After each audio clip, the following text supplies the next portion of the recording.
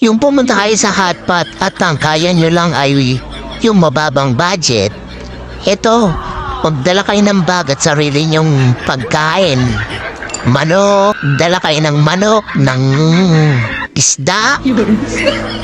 Bahala na kayo kung ano yung kaya nyong dalhin na para mailusod yung putang inan itong mga ito.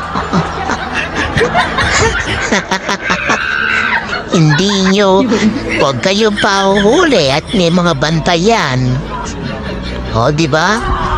So, na kayo, may hotpot na kayo.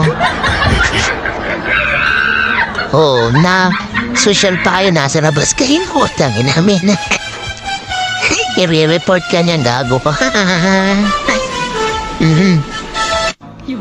Ito, ano pa, halaman na tayo, hindi rin, putang na laki.